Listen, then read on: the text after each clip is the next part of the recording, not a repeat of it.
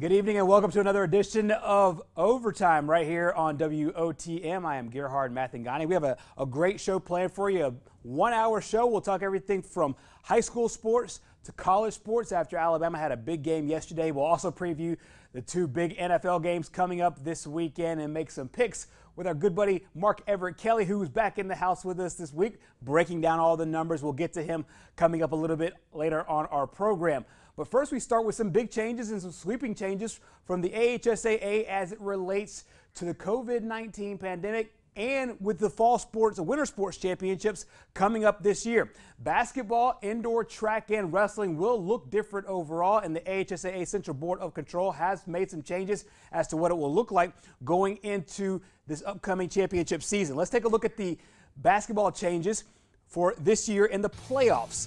In addition to, or in lieu of playing regional semifinal games, what they will do this year is play a second sub-regional round set of games. So you'll have the sub-regional round, essentially game one, and then a second sub-regional round in game two.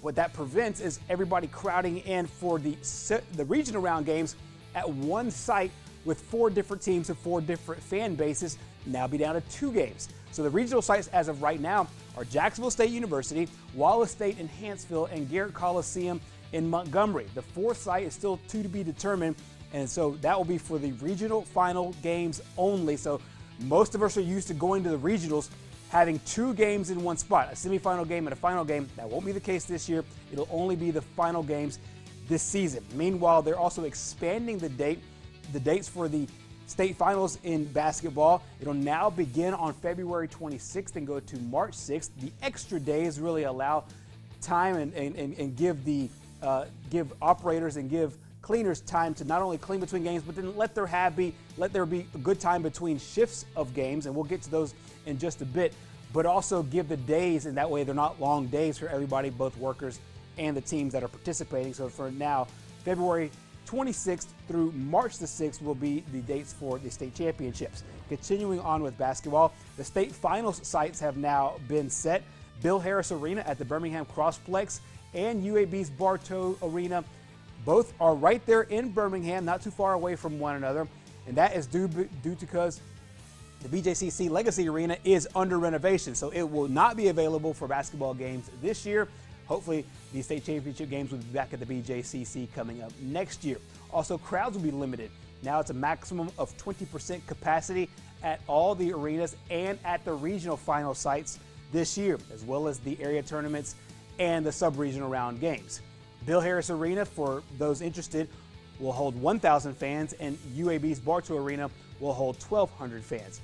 The area tournament games will now also be at the site of the higher seed. So in most area tournament games, let's say an area tournament has 4 teams in it, they would all travel to the number 1 seed, and all 4 teams would be at the site of the number 1 seed at that high school. Now it'll only be at the site of the higher seed. So then as the 1 plays the 4, it'll be at the host site of the number 1 seed. And when the 2 plays the 3, it'll also be at the site of the number 2 seed. That, of course, just like we talked about with the regional final games, what that will end up doing for the games of making crowds less scattered and also bringing less fan bases all to one high school. They're now separating those games out. So area tournament games and sub-regional round games will also look a little bit different. We'll also now have a second sub-regional round game. The finals of the regionals will all be at one location, and the state finals will be at 2 locations, Bill Harris Arena and Bartow Arena over at the Birmingham Crossplex. All that came out today. Executive Director Steve Savarese with the Alabama High School Athletic Association talked also about the modifications overall. Basketball, obviously one of the more populated ones because of the fact that they're normally at crowded, packed sites, but the AHSAA Central Board of Control doing a good job of spreading everybody out and still being able to get the games in at the basketball tournaments. Here is Steve Savarese today. Today we concluded a very important winter Central Board meeting. And I want to thank our board for its outstanding leadership and guidance as we approved our winter sports and spring sports best practices. We've had to make a number of adjustments due to COVID, but I'm very grateful for our board's approach to an abnormal year, but trying to make it as normal as possible. So it's not only basketball that is changing, also changing our indoor track and wrestling as far as the championship events. So for indoor track, it will now be a 2-day event, all at the Birmingham Crossplex. It used to be 1 day, and they'll split it up now into 2 days over there at the Birmingham Crossplex, trying to get as many in and out and avoid packed crowds. Also keep in mind that the 20% capacity will also apply to indoor track and wrestling as well. So wrestling will now move to 3 different sites, one at Garrett Coliseum in Montgomery. That will host the Class 1A to 4A division on February 12th and 13th. That same weekend, Bill Harris Arena in Birmingham will host the Class 7A state championships. And then the Von Braun Center will host the 5A and 6A state championships the following weekend, coming up on February 18th through the 20th. The Von Braun Center, of course, in Huntsville, Garrett Coliseum in Montgomery, Bill Harris Arena in Birmingham. So spreading out the sites there as well, and also the divisions to keep everybody separated, but also be able to get these matches in. So that will be for the individual state championships. However, you might remember the AHSAA created a duals meet that will take place on January 22nd. That helps create a true champion for a team perspective. That will come up in a couple of days, January 22nd at Bill Harris Arena in Birmingham, and we will have all those matchups in indoor track and in wrestling. So Birmingham will be a hot spot, as will Montgomery and Huntsville coming up over the next few weeks. Also changes today in the world of bowling. Bowling, the regional tournament now will be this Thursday and this Friday. The North and the South will be at different locations. The North location will be at Vestavia Hills, and the South location down in Spanish Fort. The championships will be at Oak Mountain Lanes on January 28th and the 29th. Of course, there have been so many moving parts. We saw this in the fall. We were able to get the state champions crowned not only in football, but also in volleyball and in cross country. Now, the AHSAA, the Central Board, and Executive Director Steve Savarese looking to do that with the winter sports, basketball, indoor track, wrestling, and bowling. Here's Coach Steve Savarese, says he's affectionately called, going to very, very broad extents to not only thank the coaches, but thank the teams for their flexibility, and also thank administrations for what they've done over the last few months. You know, I personally witnessed coaches with cleaning solution, cleaning mats, washing down gym floors, cleaning bleachers, cleaning uniforms, cleaning football equipment. This is not a normal period, and our coaches have gone above and beyond in providing a safe environment, not only for our students, but for the fans who attend their games. With limited crowds, and we're currently at 20%, it's put a strain on everyone's budget. So again, we are thankful for each system's commitment to educational athletics. So that is for the winter sports. Also, the spring sports modifications are up and online. For those, head over to ahsaa.com. You'll be able to read those after the Central Board of Control officially made those recommendations and finalized those today over in Montgomery. That's it for our first segment here. Coming up next, we will be joined by Mark Everett Kelly. We will break down several things, including Alabama's huge night on the basketball court last night. Join us for that next here on Overtime. Welcome back to Overtime here on WOTM. Here in our second segment, we will talk Alabama basketball. Alabama had a huge day, scored over 100 points in a 40-point blowout against LSU to maintain first place in the SEC down in Baton Rouge. Here to help us break it all down, our expert historian and our expert researcher joins us just about every Wednesday. It's become a tradition here, Mark Everett Kelly. And Mark, it's great to have you back in studio. And one of the first things that you and I talked about was not only Alabama playing well as a team, but just setting all kinds of different records. Yesterday, setting the SEC record in that huge matchup. What were some of your takeaways as you watched the Crimson Tide, the number 18 team in the country now, blow out a very good LSU team over in Baton Rouge? I mean, what's becoming the norm now? Taking and making three-point shots. Right. I mean, you've seen it in the NBA with the Rockets and the Warriors, basically turning around how an average offense would go about attacking a game. When you got, Curry pulling up from 30, 40 feet, that was maybe frowned upon, back 10, 15 years ago. Right. Now it's, there's as many shots as you can get up. The more you can shoot, the more you're going to make. There was a guy called Paul Westhead. I don't know if you remember him. Yeah. He actually won a championship with the Lakers, Magic Johnson's rookie year. But he created an offense when he was with Loyola Marymount, which was based upon don't play any defense. Right. Just try to wear the other team out by running up and down the court and getting up as many shots as you can. Now, obviously, they don't do that anymore, but he had success with it. They actually made it to the Elite Eight and lost to UNLV in 1990, the year UNLV beat Duke for the national championship. That's right. And so that type of you can win exhausting your opponent just by numbers, the sheer amount of shots you put up. Yesterday, Alabama made 23 three-point shots, breaking their own record of 22 that they set last year against Auburn. Right. But what made a difference in this game compared to that game is the percentage. You had John Petty making 8 of 10 three-point shots. And Petty has been just a dynamic offensive player for him. He's been a clear difference maker in everything Alabama's tried to do this year, along with the things they've done defensively. But you cannot get the type of success you get from just defense alone. Right. In this system, it's designed to get open three-point shots and make those open three-point shots. If you look at this, just the way that they're spaced. So you look at the guys spaced out on the three-point line and how just about everybody's out there now. You have at least 3 players, 1 in each corner. Look at that. That's a 1-4 where you have 4 around the three-point arc.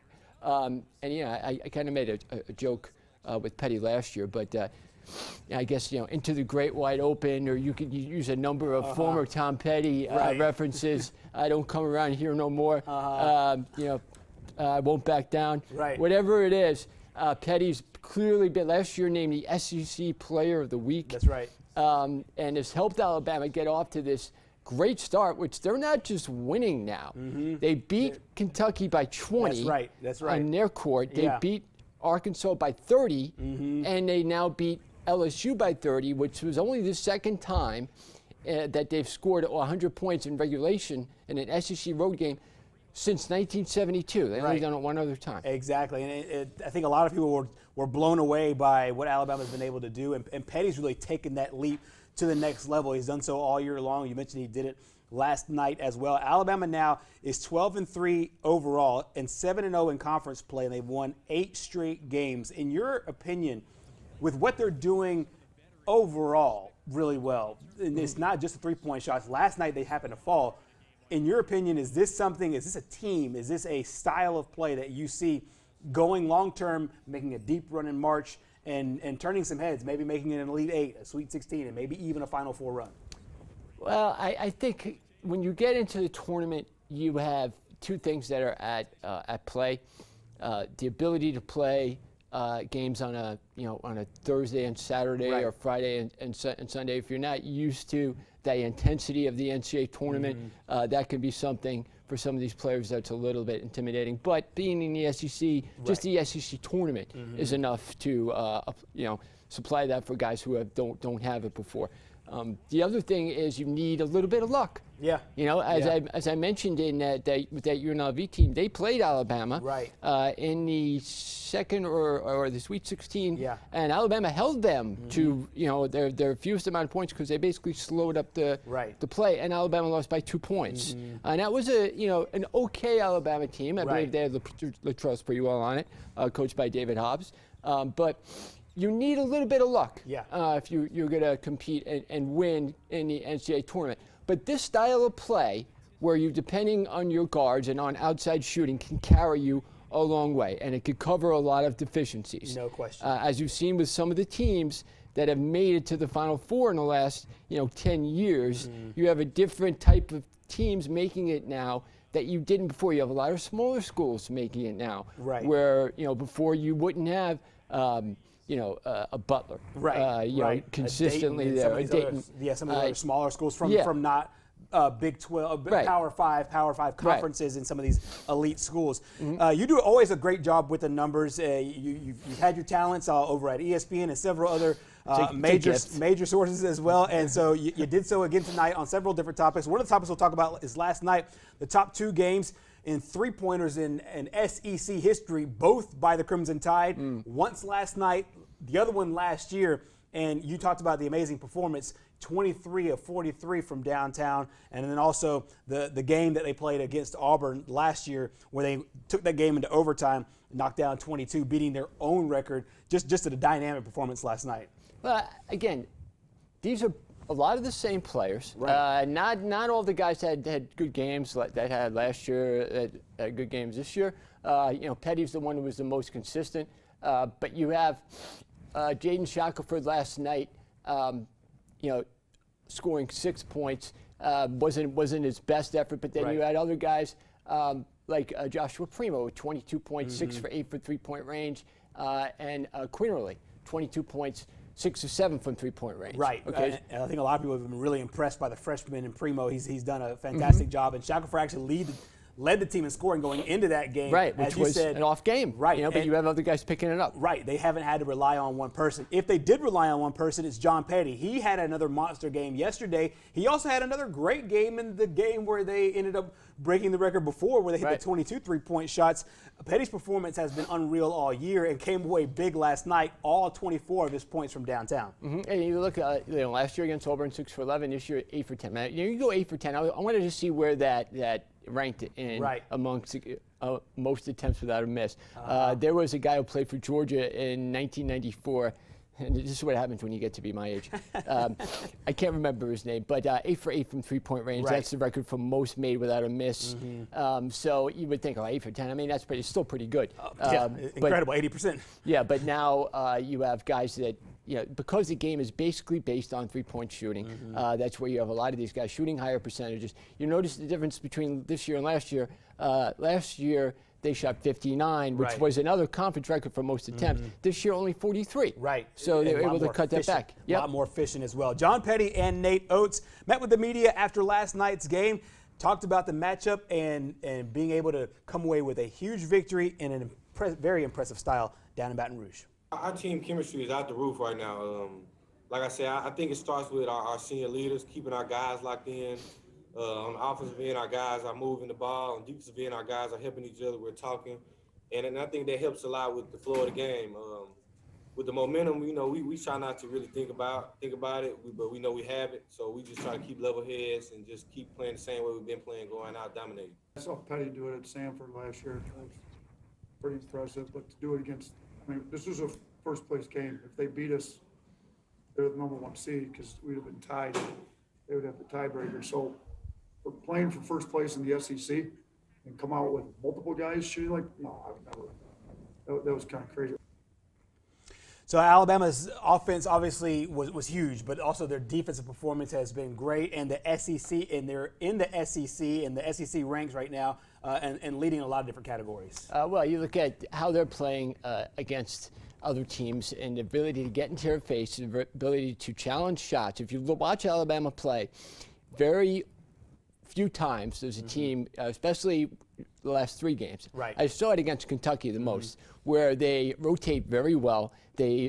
No guy gets an open shot. Somebody's always got a hand in their face. When they put down a dribble, there's guys swinging over, and they match up well to pick up after if a teammate gets beat. They work very well as a team together on team defense, and you see it in the fact that they are second in the SEC in turnovers forced. They are second in the SEC in steals. LSU actually leads them in both categories, and they beat them by 30 last night. That's right. They're also number 1 in field goal percentage defense and three-point percentage defense, holding opponents to 26% from three-point range, and I believe it's 36.9% from the field, which is incredibly awesome defensive statistics in this day and age when you need that type of defensive intimidation or getting after your opponent, holding them to anything under 40% is very good.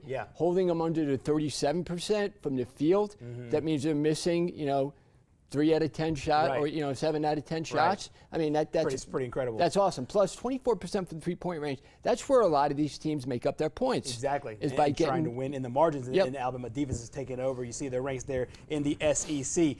as well as they're playing offensively and as well as they're playing defensively, as Mark highlighted, head coach Nate Oates thinks they can even take it to another level. We're still making mistakes. It's 16 and 14 turnovers those 2 games. We're averaging 15 turnovers those 2 games. There's guys that are not playing particularly well right now that have a lot more in them that can give us a lot more. You know, the rebounding, we were pretty good until the last 8 minutes. I'm a little disappointed with how we closed the game in the last 8, but you know, the rebounding we got to continue to stress and get better at. So we'll do a cleanup from this game. There may not be too many cleanups, but I'm going to do a cleanup. We're going to show it on Thursday. I'm going to give the guys off tomorrow, and we'll show the cleanup from this game. And we just got to keep getting better. I mean, as soon as we think there's nothing more to improve, you're going backwards. You're either getting better or getting worse. And we're trying to get better every single game out. So I do think there's another level we can get to. Now, whether we go 53% from 3 or not, you know, that's another story. We can't control that. But what we can control is the effort stuff, and we got to keep getting better at all that stuff. Alabama will play again on Saturday. It had a huge performance, looking to have another one. They've won by, as Mark said, 20, 30, and 30 over their last 3 games. Well, coming up next here on Overtime, we will talk NFL football. And, of course, in the NFC, it is a battle of 2 Hall of Fame quarterbacks going at it at Lambeau Field. We'll discuss that coming up next. Welcome back to Overtime here on WOTM. I'll tell you what, this has been a fun NFL playoff. Started with the first round where you had the number 2 seed, now back on the field as opposed to being getting that first round bye. And now we're in a position where we're in a championship game setup with 4 of the best teams now down to the Final 4. Tom Brady and Aaron Rodgers really highlight what we will see in the NFC Championship game. What were some of your takeaways, not only of Brady in last Sunday's game, getting the revenge against the New Orleans Saints, punching his ticket, but Brady so far this season? I mean, he's 14th all-time conference championship game in 19 years as a starter, just having a phenomenal season.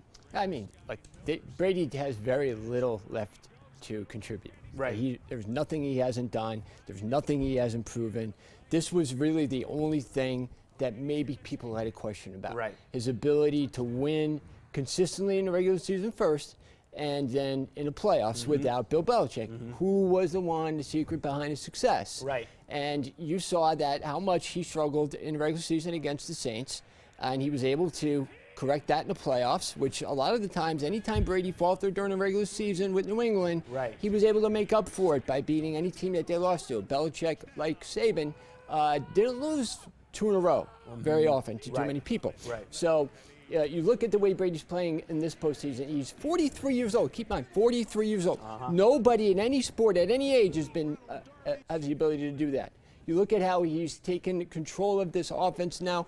Early in the year, there was a lot of arguments between him and his coach, but a lot of that's going away. When you win, a lot of those things are forgiven. And in beating Washington and then New Orleans, and Drew Brees, who retired, who might be one of his guys that you would think maybe he had a career better than Brady, but really you cannot compare too many people when you look at the overall accomplishment to Brady. If he gets to the Super Bowl with the Buccaneers, who nobody thought would have been a Super Bowl contender without him, that is pretty much solidifies not only being the greatest quarterback, but probably the greatest athlete to ever play in any sport. I agree with you, and he's well on his way there. And we talk about Tom Brady, and one of the things that you highlight, and he did a good job of, is Brady now has to go on the road to get this one done. He has to go to Lambeau Field in order to win this game.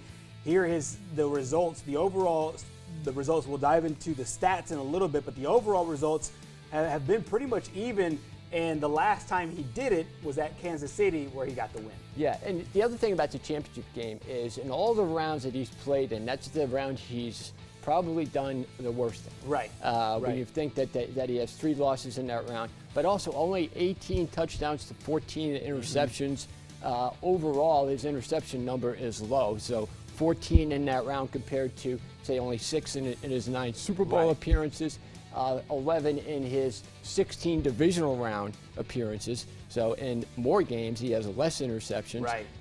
And just his overall passing yards. A lot of the bad games Brady has, when you looked at losing to the Jets in 2010, that came, that's my fault. That came in divisional round. I have a little blackout when it comes to that game. Last time the Jets won a playoff game. As you're a Jets fan, it's understandable. Yeah, I know. But games at Denver in the conference championship game, especially the second one where they gave Brady like 3 or 4 chances to go and drive for the tying touchdown, and they stopped them the first 3 times. They finally got in with 2 seconds left, but they needed a 2-point conversion, were unable to do it, and that's what got Denver the Super Bowl. But in those games against a pretty good Denver defense, Brady struggled on the road. Even against Kansas City, he struggled on the road until he was able to lead them back in the fourth quarter. And if not for an offside penalty or just real luck that usually broke for the Patriots, Edelman making unbelievable catches on third down, they would have probably lost that game. Earlier in his career at Denver, he struggled too. So there are times when on the road he doesn't do as well as he does at home. And in a situation like this, where you're going against Green Bay, this could probably be, if he's had any problems in the playoffs, it would be in a situation like that. No doubt. And they're at Lambeau Field in this matchup coming up. You also broke down not only these games, but also what he's looked like in those games and the statistics on the road in those matchups. He's gotten to where you expect kind of a similar story. Early in his career, they didn't ask him to pass that much. In those games at Pittsburgh and at Indianapolis, threw 18 times, 21 times. The older he's gotten, ironically, the more they've asked him to do. You see also the yardage going up, and then his touchdown to interception ratio. Overall, I think that you do have right. I think Patriots or Bucs fans and Patriots fans who've migrated over have some reason to be a little bit concerned about 12 as he hits the road one more time. A little bit, but you also got to remember that in that Indianapolis game, Patriots were up 21-3 before Manning led them back, and they wound up losing that game. Like the 2 Denver games against Peyton Manning, one of the greatest quarterbacks also, and an elite defense in a hostile environment in Denver. And then the 2 Pittsburgh games, which were probably, if you were a Brady enthusiast, which, by the way, I'm not. I can recognize his greatness without, tooting my horn for him. Because I have, a sound, logical mind. We see the same thing with LeBron James and others in sports. Yeah, well, okay. Yeah, sure. Okay, but with Pittsburgh, that Pittsburgh team in 2004 was 15-1 in the regular season. Brady went in there, beat them 41-27. That was Roethlisberger's rookie year. The next year, Pittsburgh wound up going on to win the Super Bowl. So Brady's had some really big wins and road games that I think they were actually a favorite in that game. But in the first time going into Pittsburgh in 2001, when he was not a rookie, but in his first year playing, they were a heavy underdog, and they won 24-17. His numbers weren't that great, but overall Brady as a leader has a lot of intangibles that can get them through these games. Other games, you notice that the games where he passes the most, that's usually where he has the least amount of success. Because he doesn't. If Brady's throwing the ball 60 times a game, that's not good for them. Especially in cold weather, and it was like that at Kansas City in the game that they won. It was like that in Denver and also in Pittsburgh as well. You also did a pretty good job here of breaking down Brady through the years. And these are season averages. These aren't the stats in the road conference title game. These are season averages overall. But it depends. Looking at how he is aged, he's aged differently than any quarterback to ever play the game. And you take a look at what he was asked to do in his mid and late 20s compared to what he's been doing right now in his 40s. It's funny because when he first came into the NFL, everyone said, "Oh, he has those little dink passes by," and you could tell by his average passing yards per season and his number of touchdowns, even though he went 3-0 in the Super Bowl. Then he has the Moss and the Welker years, which is age 30 to 39, wins 80% of his regular season games, averages about 4,000 yards a year, more touchdown passes than he had then, and 2-2 in Super Bowls. Okay, again, 40 to 43. The win percentages are very similar. 74, 80, 73. He's passing for more yards per game, more yards in a season now in his 40s than he did in his 30s or his 20s. His touchdowns are the same that they were in his 30s and higher than his 20s.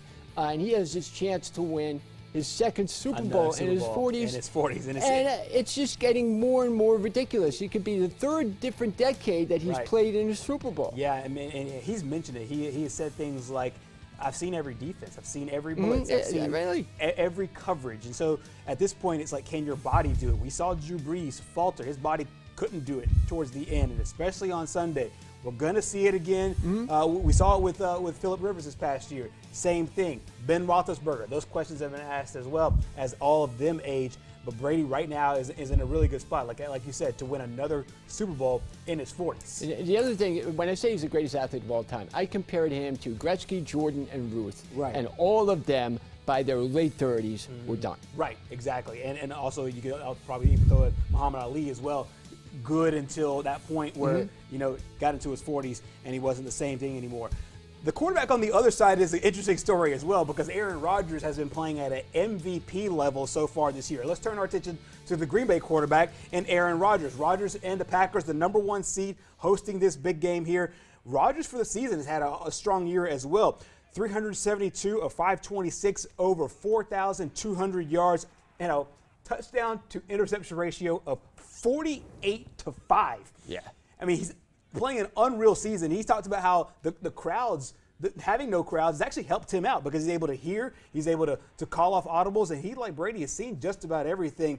Now playing in his 5th championship game, what are some of the things that you think the other number 12, Aaron Rodgers, needs to do against a really good Bucs defense? Well, I think Rodgers now, he makes so few mistakes. I mean, 48 touchdowns to 5 picks. That's absurd. Yeah. I remember when Brady had 28-2 in the year that he came back that he missed because of Deflategate. And quarterbacks are doing that now. You're seeing high touchdown numbers to low interception numbers. He also completed 70% of his passes. Rodgers, when you're throwing for 4,000 yards and you have over, you throw the ball 30 times a game, that's pretty good if you're making 70% of your passes. That's a number even 10 years ago quarterbacks couldn't look and replicate. But the thing that Rodgers doesn't have that Brady obviously has is postseason success. When you look at the championship games, you had the one last year where he kind of got blown out in. You have the one at Seattle, which I think is the most damaging, where they had that game won. They had, I believe, a 16-0 lead. Seattle came back. They scored within the last 2 minutes, recovered an onside kick where it went right through one of the Packers players' hands. And they were then they lost that game in overtime. And also their 15-1 year after winning the Super Bowl in 2010 with a team ravaged full of injuries. The next year went 15-1 and lost in the divisional round. So Rodgers hasn't had the great amount of postseason success, not even close to, that Brady's had. No question, and going into the matchup, that was kind of the thing. He's had the MVP, he's had one Super Bowl, but does he have enough? He's talked about the pressure. He says he doesn't feel the pressure that everybody else is trying to put on him. He thinks that he's in a good space right now and has a pretty good perspective of football and life in general. I think it starts with the mentality and the focus. Obviously, I put pressure on myself to perform every single week. And I think there's a lot to be said for being able to harness that pressure and the fear of failure and focus it to, real positive. And that's something you learn over the years. I'm always just trying to stay present, especially this year as much as anything, and just enjoy the moments. And I hope there's more opportunities, but I don't know. I mean, I really don't. And that's stuff that's out of my control. I mean, my future is a beautiful mystery, I think. The present is such a gift to just be able to stay in the moment and to have gratitude for being in a situation again and being with the guys and having fans at our stadium and maybe snow on an NFC Championship game. I mean, I'm going to enjoy these moments for sure and just not worry about what happens down the line. I'm thankful for the opportunity again to be leading these guys, to be to have played the way I want to play, to be called upon for a greater leadership role. Those things are really, really important to me. Now, we're not breaking any news here. Aaron Rodgers is not the new Tennessee athletic director. He is the Green Bay Packers quarterback. However, they will look to a former NFL quarterback for that. Off topic, they're looking at Peyton Manning to help with the role for the search for a new quarterback or for a new head coach and a new athletic director, so he will be there. Peyton Manning played a lot of AFC Championship games, and so we have the AFC Championship game preview coming up where Patrick Mahomes is looking to go 2 for 2 in that game. That and more coming up next year on Overtime. Welcome back to Overtime here on WOTM. We talked the NFC. Now let's talk the AFC Championship game. Lots of question marks in this one as the Bills and Chiefs get together. It's been all talk here, Mark, as the number 1 seed and the number 2 seed are now in this championship game. Bills and Chiefs, what are your overall thoughts of this one? Obviously, Patrick Mahomes, Josh Allen create a really interesting quarterback matchup. Well, here's you have 2 of the youngest quarterbacks in the NFL, pretty much what the future of the NFL is going to look like. And you look at Mahomes, who's probably the kingpin at this at this point, because he's won a Super Bowl, because he's already been to 2 championship games. He's the one that Allen and the Bills are looking to knock off, and clearly the favorite here.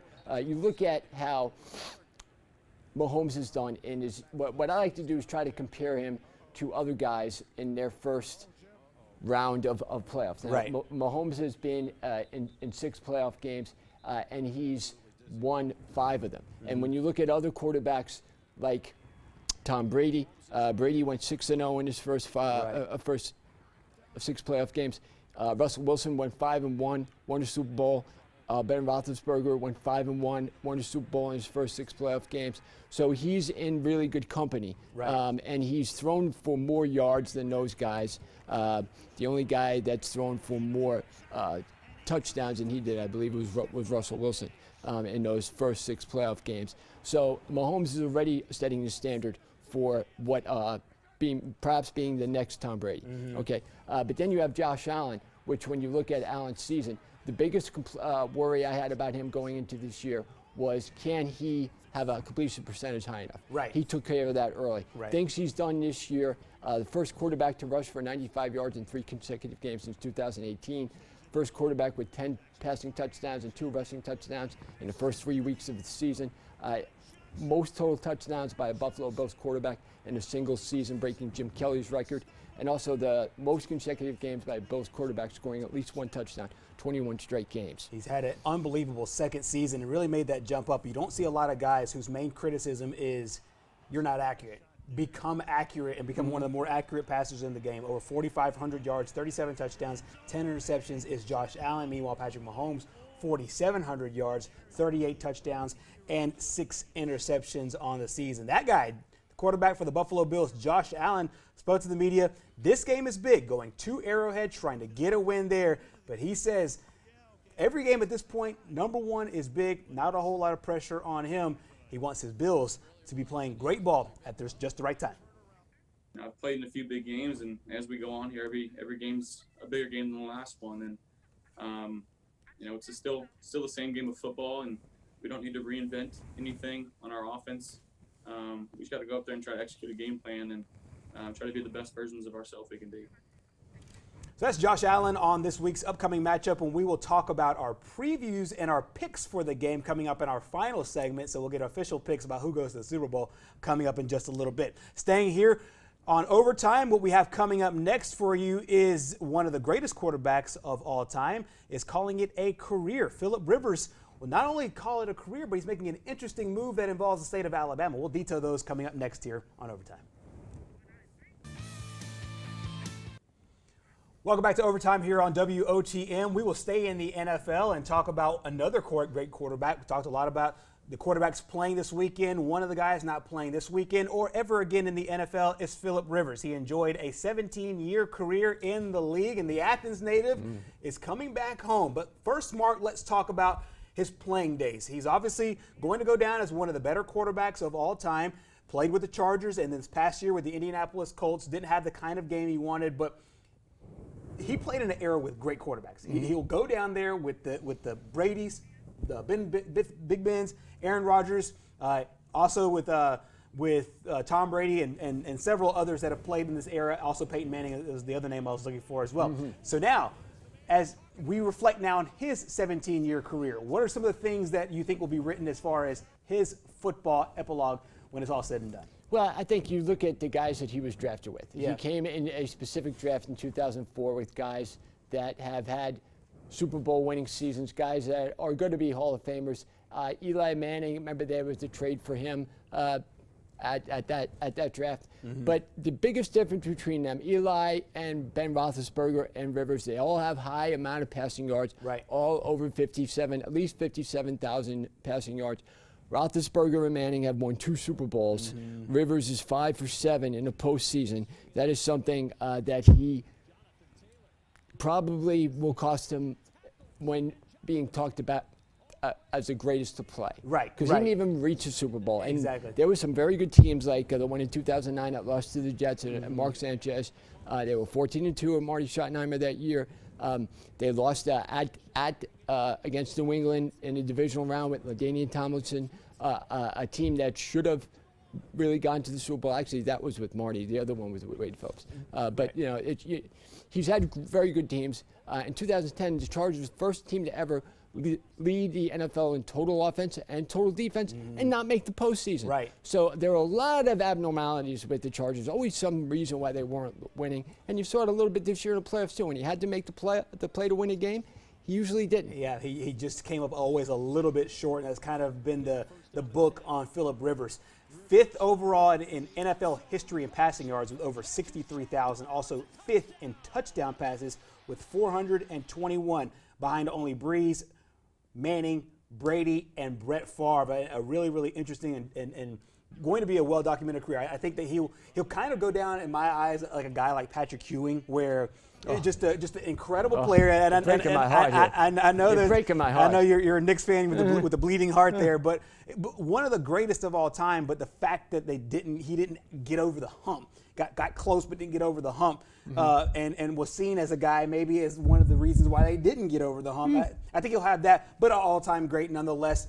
And Patrick Ewing is obviously a Hall of Famer and one of the best centers of all time there. Now moving on to the next phase of his career, he will be a coach on the high school level. And lucky for us here in the state of Alabama, he's coming here to Alabama. He'll be a coach down at Fairhope, the community down there in the South Alabama area, coaching at St. Michael's Catholic School, a very young football program. What do you think about his next career, going to the coaching ranks and automatically getting a head coaching job on the high school level? Well, obviously he's following his father's footsteps, like we had talked about. That's great. But he didn't have John Stark shooting 2 for 18 in Game 7, okay? But or missing a layup against Indiana in Game 7. Oh, the heartbreak.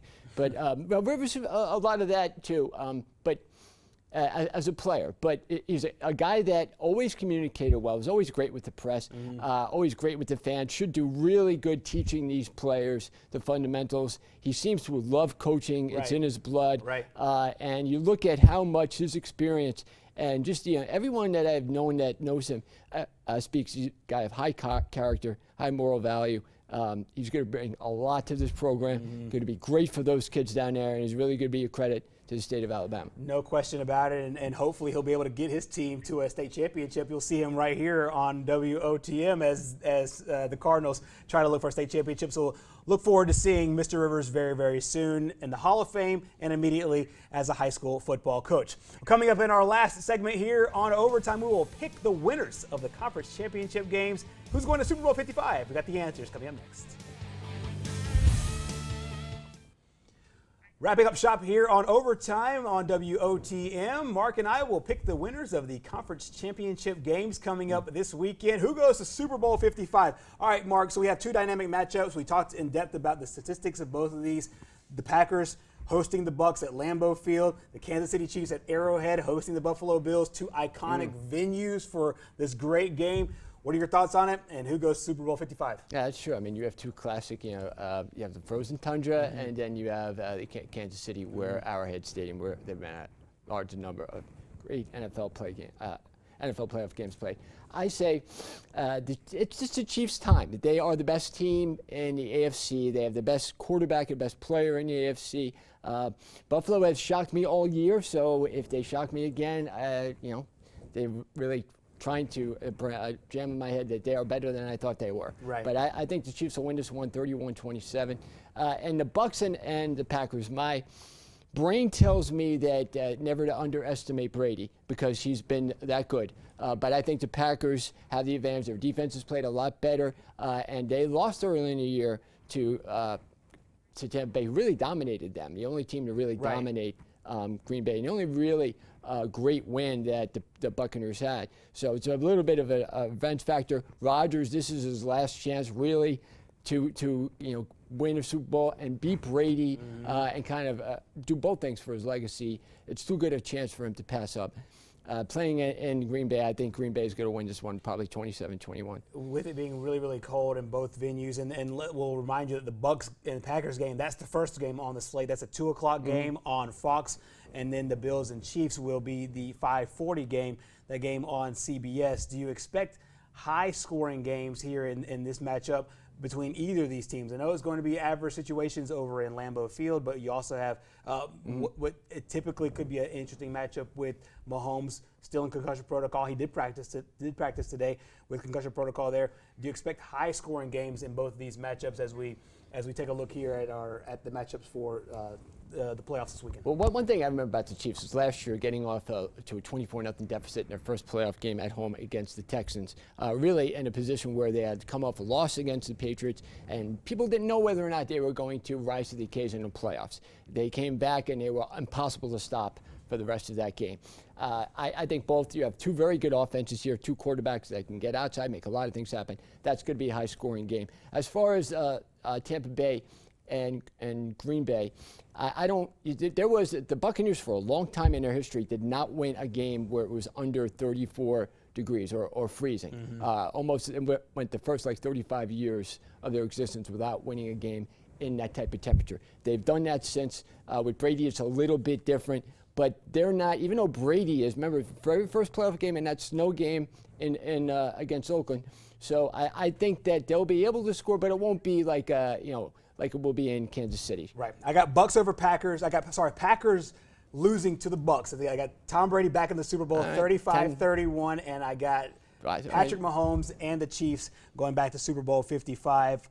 Final score in that one, if Patrick Mahomes plays the entire way, I think it's about 38-28. I think that they really put their stamp on before they head to Tampa and play for Super Bowl 55. Mark, thank you so much for joining us. As you always do on Wednesdays, all your insights and your kind of games within the games are always spectacular and always appreciated here on Overtime. That is it for us this week. We're back next week with Overtime. We'll see you then.